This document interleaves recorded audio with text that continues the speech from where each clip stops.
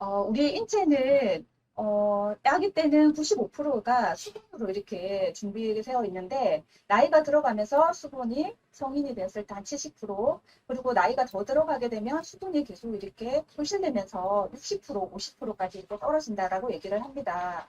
근데 물이 우리 몸에서 얼마나 많은 비중을 차지를 하고 있냐면 한 60%가 우리 몸에 물을 차지하고 있고, 그 다음으로 중요한 거는 단백질, 지방, 탄수화물, 무기질 이렇게 순서로 되어 있는데 그만큼 물의 비중이 굉장히 많이 차지를 하고 있습니다. 이렇게 중요하게 차지하고 있는 이 물이 우리 몸에서 흡수되는데 얼마나 시간이 걸리는지 보니까 30초 마시고 나서 물이 30초에 혈액으로 도달을 해서 도달을 한다라고 얘기를 합니다. 그렇게 도달하는 이 물이 우리 몸에서는 얼마나 있다가 배출이 될까요? 28일간 머물렀다가 배출이 된다라고 얘기를 하는데, 여러분들은 지금 방금 마셨던 이 물이 바로 화장실을 가고 싶다면 바로 나온다라고 생각을 하셨을 수도 있습니다. 그렇지만 28일간이 걸린다라는 것을 알고 굉장히 놀랐을 텐데요. 이렇게 1분간, 1분이 지나면 뇌와 산소 자궁에도 도착을 하고 10분이 흐르게 되면 피부 세포에도 도달을 하게 됩니다. 그리고 간과 심장에 다 도달을 해서 최종적으로 내 몸에서 28일간 다 한 바퀴 돌고 난 다음에 대소변으로 이렇게 배출이 되기 때문에 정말 28일간 어떤 물이 내 몸속에서 있어야 하는지 더 중요하다는 생각이 들게 하는 것 같습니다. 그래서 이렇게 좋은 우리의 물이 우리 몸에서 어떤 역할을 하냐 보니까 혈액과 혈관을 통해서 산소와 영양 등 공급을 해주고 노폐물을 수거해서 배출을 해주기도 합니다. 그리고 대장을 통해서 음식물 찌꺼기를 배출을 해주고요. 간을 통해서 해독과 노폐물 중화를 시켜줍니다. 신장과 혈액 중에 독소를 여과해주기도 하고요. 호흡을 통해서 이산화탄소 배출을 해주기도 합니다. 그리고 가장 중요한, 요즘에 특히 더 중요하게 생각이 드는 림프계를 통해서 면역세포와 인체를 보호해주는 보호 유지를 해주는 역할들도 하고 있습니다. 너무 중요한 역할을 정말 많이 하고 있죠. 이렇게 중요한 역할을 하는 우리 몸이 내서의 물을 얼마나 마셔야 할까? 대소변으로 통해서 그리고 호흡을 통해서 땀을 통해서 하루에 약 한 2.5리터 정도를 배출되는 수분량이 있는데요. 우리가 식사를 통해서 마시고 있는 흡수되는 수분의 양은 한 약 1에서 1.5리터 정도가 마시고 있다라고 얘기를 합니다. 그러면 그 차액 정도가 하루에 1.5에서 2리터 정도의 수분을 섭취를 하도록 권장을 세계보건기구협회에서 권장을 하고 있습니다. 1.5에서 2리터 가량의 수분 섭취를 마시고 있나요? 저는 사실 500도 예전에는 먹지를 못했던 것 같습니다. 그만큼 수분이 굉장히 부실했던 편이었는데요. 지금은 1.5에서 리터 가량의 수분 섭취를 하고 있습니다. 그래서 이렇게 수분을 많이 이렇게 부족했던 저에게도 이런 증상들이 있었는데요. 혹시 여러분들도 물 부족으로 인한 자가 테스트 한번 해보시도록 권유를 합니다. 물이 부족하게 됐을 때 우리에게는 잦은 두통이 느껴지기도 하고요. 밥을 먹고 금방 돌아섰는데 허기가 진다. 아니면 변비가 계속 이렇게 지속이 된다. 아니면 피부가 건조하거나 탄력이 없다. 앉아있다가 일어날 때 자주 어지러운 증상이 있거나 몸이 무겁고 무기력하다든지 이유 없이 심장이 가끔 두근거리는 현상들이 나타난다면 혹여라도 물이 부족해서 생겨날 수 있는 증상일 수 있습니다. 이렇게 물이 부족을 하게 되면 우리 몸에는 각종 질병하고도 굉장히 많이 밀접한 연관이 있습니다. 그래서 세계보건기구협회에서는 지구에서 발생하는 질병의 80%는 물에 의한 것으로 물만 잘 마셔도 질병을 예방을 할 수 있다라고 얘기를 하는데요. 우리 몸에서 가장 많이 차지하고 있는 물 60%가 차지한다고 얘기를 드렸었죠. 그만큼 많이 차지하고 있기 때문에 질병의 80%도 물에 의한 것일 가능성이 많이 높습니다. 그래서 체내에서 우리 몸에 수분이 손실을 하게 되면 가장 많이 느끼는 증상, 발진과 심화, 불쾌감, 식욕 상실이 있어서 2%만 부족해도 이런 증상이 나타나는데 과거에 2% 부족한 음료수도 나왔었죠. 갈증이 있을 때 2%를 챙겨 마시라는 그런 마케팅이 있었던 적도 있었습니다. 그리고 4%가 부족을 하게 되면 소변량이 감소하고 근육의 피로감을 느끼게 됩니다. 그리고 8% 정도가 부족하게 되면 현기증을 느끼고요. 10% 정도가 부족하게 되면 근육 경련이 일어나는데 지금 이제 조금 있으면 7, 8월이 되게 되면 굉장히 많이 뜨거워지는 날이 발생을 하고 특히 힘든 일을 하시거나 노동력을 굉장히 많이 쓰시는 일을 하시는 분들은 땀을 많이 흘리시거든요. 그러면 체내에서 수분이 굉장히 많이 분실이 되고요. 그렇게 됐는데 불구하고 물을 잘 섭취를 하지 않게 되면 근육경련으로 열경련이나 열실신 같은 현상들이 생김으로써 응급실로 방문을 할 수도 있는 경우들이 많습니다. 그리고 12% 정도가 부족을 하게 되면 높은 기온에 대한 적응력 상실로 무기력해지고요. 한 20% 정도를 상실을 하게 되면 사망까지도 이르게 됩니다. 수분이 부족한 것만으로도 사망에 이른다라는 사실 굉장히 놀랍죠. 그래서 과거에는 이렇게 건물에 오랫동안 이렇게 건물이 무너져서 오랫동안 고립되어 있을 때에 물 한 방울로 며칠간 이렇게 버틸 수 있었던 분들도 계셨던 것처럼 정말 물은 우리에게 굉장히 중요한 것 같습니다. 이렇게 물을 정말 중요한데 TV에서 한번 반영을 한 적이 있습니다. 물 한 잔의 기적이라는 프로그램이 반영이 됐었는데요. 물을 잘 드시지 않는 분들에게 물을 드시면서 어떤 현상들이 일어나는지를 관찰을 해봤더니 물을 잘 드셨던 분들을 통해서 혈당이 굉장히 많이 떨어지는 현상들도 있었고요. 그리고 체지방률과 인슐린, 콜레스테롤, 염증 지수를 감소시켜주는 감소를 했던 분들도 있으셨습니다. 그리고 굉장히 많이 나타나고 있는 아토피도 굉장히 많이 개선이 있던 사례들도 많이 연구 결과를 통해서 확인할 수가 있었습니다. 이렇게 중요한 우리 몸에서 역할을 하는 이 물을 매일 마시고 있는 이 물을 어떤 물을 마셔야 할까요? 우리 몸에서 28일간이나 머물고 배출되는 이 물을 좋은 물을 마셔야 되겠죠. 그 좋은 물의 조건에는 첫 번째가 깨끗한 물, 안전한 물을 섭취를 하셔야 됩니다.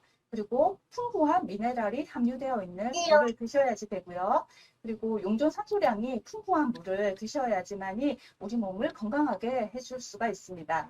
주로 우리나라에서는 음용수 방식을 통해서 음용수 방식을 정수기나 그리고 끓인 수돗물이라든지 아니면 생수를 드시는 분들이 굉장히 많습니다. 이런 방식들을 통해서 우리가 섭취를 하고 있는데요. 이런 방식들을 우리 몸에서 좋은 물로 작용을 할 수 있는지 한번 확인을 해보도록 하겠습니다.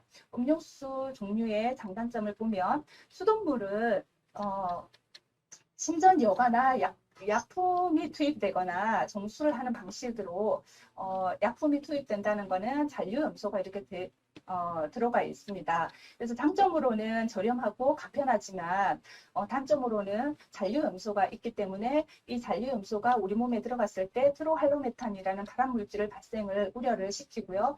그리고 물탱크를 통해서 2차 오염이 심각하게 발생되기도 합니다.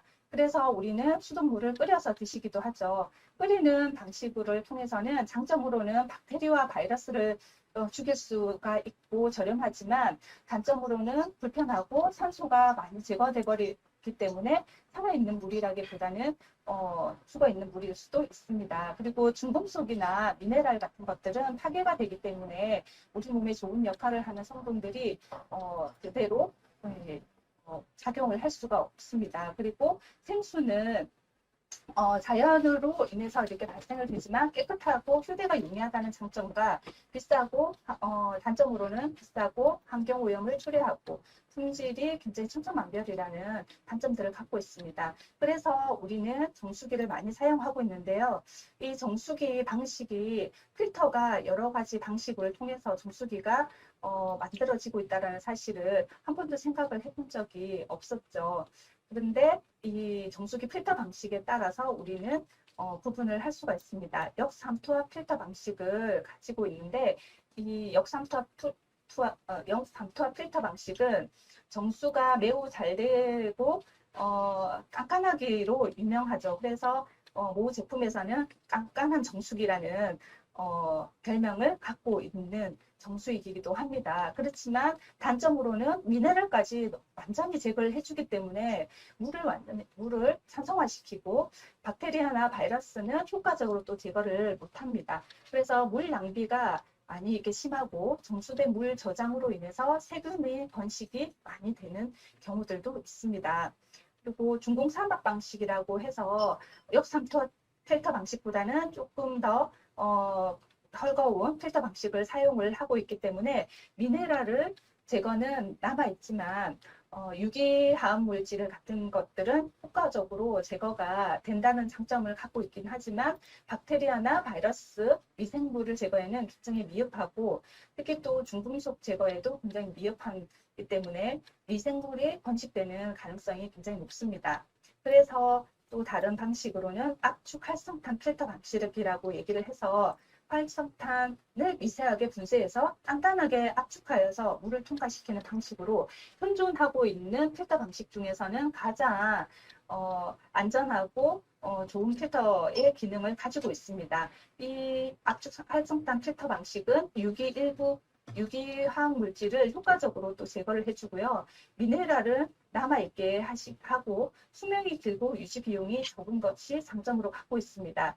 그래서 그렇지만 박테리아와 바이러스, 미생물을 제거하는 데는 미흡하므로 여기에 보충되어야 할 것이 자외선 램프를 기능을 갖추고 있어야 바이러스와 박테리아까지 완전히 제거를 할 수가 있습니다. 그래서 자세하게 이런 사례들을 한번 보면은요, 우리가 신문이나 뉴스를 통해서도 많이 접해보셨을 겁니다.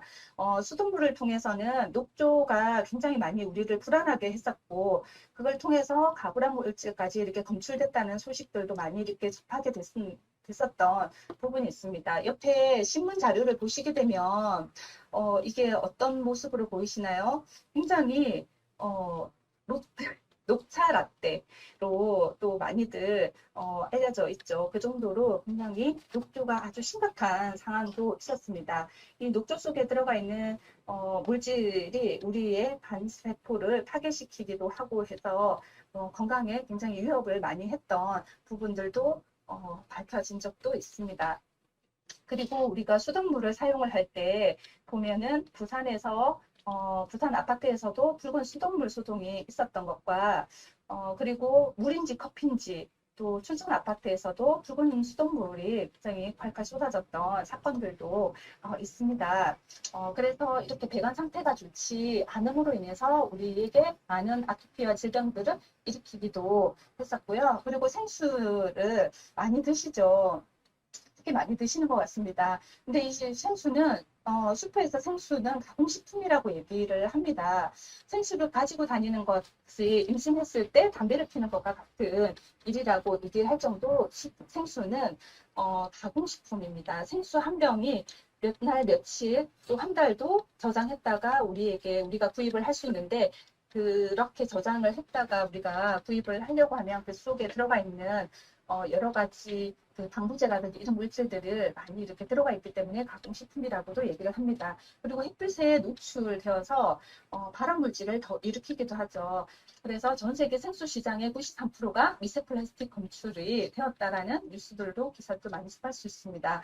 그리고 생수는 우리가 생수 공장이 그 구제역을 묻었던 곳과 거의 비슷한 그 위치가 근접하기 때문에 생수로 인해서 이렇게 구제역에 노출이 되는 기사들도 많이 볼 수가 있었을 겁니다. 그래서 우리는 조금 더 안전할 거라고 생각하는 역삼투압 방식의 정수기를 많이들 사용을 하고 있고 특히나 국내 정수기 시장에서 가장 많이 사용을 하고 있는 역삼투압 방식 정수기입니다. 그렇지만 이 정수기 방식을 통해서 암세포를 활성화시키고 당뇨병, 심장병 등 각종 질병의 원인이 된다는 보고들이 굉장히 많이 나오고 있습니다. 이렇게 실험을 했던 결과가 있는데요. 일반 수돗물과 역삼투압 정수기물을 속에 물고기를 키워봤더니 물고기의 활동이 그리고 또 생존 여부가 굉장히 많이 차이가 나는 것을 볼 수가 있었습니다. 그리고 이렇게 니켈이라든지 이런 정수기 검출이 됐던 정수기들도 많이 발표가 되고요. 그리고 충격적인 거는 풍물 정수기라고 얘기를 해서 저장되어 있는 방식을 통해서 물이 저장되어 있다 보니까 풍물과 같은 이런 현상들도 많이 있을 수 있었습니다. 그리고 방사능의 오염이 지금 많이 염려가 되는데 이 방사능 오염으로 인해서 정수기 시장에서는 가대 광고를 했던 적들도 있습니다. 실질적으로 방사능을 걸러낸다는 연구 결과가 밝혀진 건 없음에도 이렇게 가등기 광고를 하기 때문에 우리는 조금 더 정확하게 알아볼 필요가 있는 것 같습니다. 그래서 제가 여러분들에게 공유해 드릴 수 있는 물은 우리 몸에 좋은 물, 내 몸과 가장 가까운 물인 이스프링 정수기를 소개를 해드리려고 합니다. 이스프링 정수기는 전 세계 가정용 정수기 판매에 1위를 하고 있는 좋은 기술로 만들어진 정수기입니다. 좋은 물은 그 자체로 좋은 영양소라고 얘기를 하죠. 그래서 이렇게 유해 성분을 싹 걸러내고 자외선 램프는 한 번 더. 그래서 안정성을 인정받은 정수기, 우리 몸의 건강한 정수기들이라는 것들도 많이 이렇게 소개가 되고 있는데요. 그래서 이스프링 정수기와 비교한 실험 결과들이 있습니다. 수돗물과 역삼초 정수기에서 이스프링과 통해서 양파를 키워보고 고구마를 키워봤더니 어떤 현상이 일어나느냐면 이렇게 그림과 같이 사진과 같이 많은 변화들을 볼 수가 있습니다. 이런 물을 우리가 마셨을 때 어떨까요? 근데 이런 좋은 정수기를 권유를 하게 되면 많은 사람들이 이런 이야기들을 합니다. 냉수가 안 돼서 얼음물이 안 나와서라는 얘기를 합니다. 냉수보다 얼음물보다 더 중요한 것은 우리 몸에 더 건강하게 우리 몸을 지켜줄 수 있는 물이어야 합니다. 매일 마시기 때문이죠. 그래서 물을 마실 때는 그 차가운 물은 체온이 1도 낮아질 때마다 몸의 면역력도 함께 떨어지기 때문에 몸은 차가울수록 경직되고 자연스럽게 신진대사 기능이 떨어진다고 얘기를 합니다. 그래서 정수물을 마시는 것이 가장 좋고요. 특히 종양암과 암세포들은 차가운 물을 더 좋아한다 하기 때문에 정수물이 더 중요한 것 같습니다. 그래서 이런 정수기는 이스프링 정수기는 140가지 유해 성분을 걸러내주고요. 그리고 시간 관리를 해주기 때문에 안전하게 또 사용을 할 수 있고, 그리고 99.99% 비활성화 시켜주고요. 직수 방식을 통해서 식수와 색소수, 조리수까지도 안전하게 마실 수가 있습니다. 그리고 스마트한 기능들을 통해서 우리가 좀그 코디가 없지만 코디의 역할까지도 전부 다 담당을 해주고 있기 때문에 불편하지 않고 편리하게 이용을 할 수가 있고요. 가장 무엇보다 중요한 것은 안정성이죠. 안정성을 인정받은 NSF 기관을 통해서 이 네 가지의 안정성을 인정받았습니다. 그래서 이런 정수기들을 사용을 하다 보면 가격적인 부분들을 많이 이야기를 하십니다. 가격적인 부분은 타사와 이스프링을 비교를 해보면 렌탈인 타사의 정수기는 월 33만 5천 원을 12개월로 렌탈을 하게 됐을 때 5년간 약정 기간을 잡게 되면 한 210만 원 정도가 됩니다. 이스프링 정수기는 105만 원에 무이자 할부에 캐시백이 5만 7천 원 정도를 로 계산을 하게 되면 실제로 기계의 값이 99만 2,730원으로 볼 수가 있고요. 1년에 필터값 한 번 교체하지만 타사 렌탈을 비용에서는 관리비가 23만 8천원으로 계산을 하게 되면 훨씬 이스프링 정수기가 더 가성비가 훨씬 더 좋고 좋은 부분이라고 할 수가 있습니다. 그래서 이렇게 우리 눈앞에 세 잔의 물이 있다라고 가정을 해볼게요. 물을 내 아이에게 준다면 미네랄과 산소가 들어가 있는 물, 합성 미네랄과 방부제, 미세 플라스틱이 들어있거나 중금속 미네랄, 세균, 또 의약품 같은 것들이 들어가 있는 세 잔의 물이 있다면 어떤 물을 아이에게 권유를 하고 싶습니까? 미네랄과 산소가 들어가 있는 건강한 물을 우리는 마시고 싶겠죠. 이렇게 좋은 물을 선택할 수 있는 그 기준을 알고 우리가 선택해야 되겠다는 생각을 하게 됩니다. 물을 안 마시는 사람은 돈도 꽂지 말라는 영국 속담이 있습니다. 앞에서 얘기했던 것처럼 물을 마시지 않게 되면 우리의 질병의 80%를 원인이 된다라고 얘기를 하니까 물을 안 마시는 사람은 질병에 걸릴 확률이 높겠죠. 재미있는 속담이지만 우리에게 깨우침을 또 주는 이야기인 것 같습니다. 정말 우리 물 많이 마셔야 되겠죠. 많이 마셔야 되는 이 물을 좋은 물로 여러분들이 선택해서 모두가 건강했으면 좋겠습니다.